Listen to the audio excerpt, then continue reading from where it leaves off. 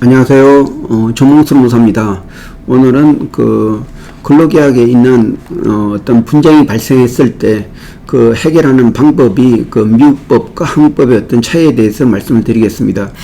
일반적으로 그 미국 회사의 어떤 근로계약서에는 노동 분쟁이나 이렇게 해고 같은 게 발생했을 경우에는 그 중재위원회에 따른다, 그런 명칭이 거의 대부분 계약서가 있습니다.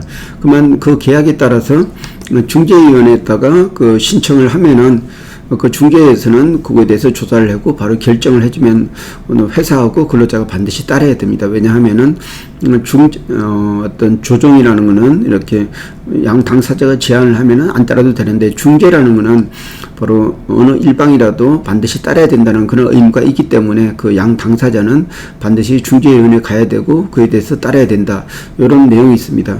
그래서 이 미국법에서는 어떤 소송을 제기하기 위해서는 굉장히 많은 금액과 또 시간과 또 굉장히 어떤 전문성이 필요하기 때문에 굉장히 좀 일반 근로자들은 이런 어떤 소송을 가기 어렵습니다. 근데 그 노동위원회에서 이렇게 중재 제도라는 게 있습니다. 그래서 중재를 통해서 신속하고 전문적이고 또 어떤 비용도 어떻게 저렴하게 해서 빨리 이렇게 해결해 줍니다. 그렇기 때문에 이런 그 어떤 중재위원회는 그런 근로계약서 문구를 가지고 어떤 분쟁을 해결해 줍니다.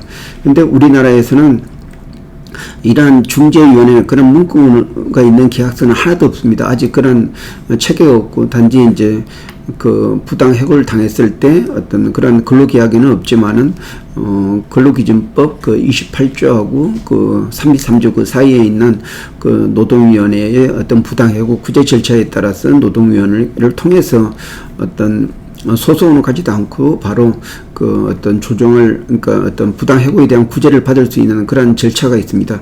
그래서 미국법은 비록 노동위원회 같이 우리 어떤 그 심판회의가 없지만은 그 중재위원회라는 그런 제도가 있어가지고 바로 그 분쟁을 신속하게 이렇게 해결해 줍니다. 그에 반해서 우리나라는 그런 중재위원회는 그 양 당사자가 합의를 할 때만이 그러니까 그걸 수용할 수 있는 그런 제도인데, 사실 이거는 어떤 그 집단 노동관계에서 그 노동조합과 회사하고 어떤 이러한 그 어떤 중재는 노사 당사자가 신청하고 그에 대해서 하는 분쟁 해결하는 그런 절차가 있기는 합니다. 근데 이런 개별적 노사관계, 아니 개별적 어떤 노무관계에서는 우리나라에서는 바로 정상적으로 이제 어떤 노동위원회에다 부당해고 구제 신청을 하는 이런 절차는 있지, 어떤 그러니까 중재위원회 같은 그런 미국법과 같은 그런 제도는 없습니다. 그렇기 때문에 약간 차이가 있습니다. 예, 이러한 그 노동위원회의 역할은 그 법원에 가지 않고도 어떤 거기에 있는 심판원들의 어떤 신속하고 전문적이고 그 경제적인 이런 면을 이점을 활용해서 어떤 근로자 구제를 이렇게 하는 그런 방향으로 이렇게 진행되고 있습니다. 근데 사실 소송으로 가게 되면 비용도 많이 들 뿐 아니라 그 시간도 최소 1년, 2년 이렇게 장기적으로 있기 때문에 우리나라에서는 그 노동위원회를 통해서 이런 부당해고 구제 사건 같은 사건이 대부분이 해결되고 있습니다.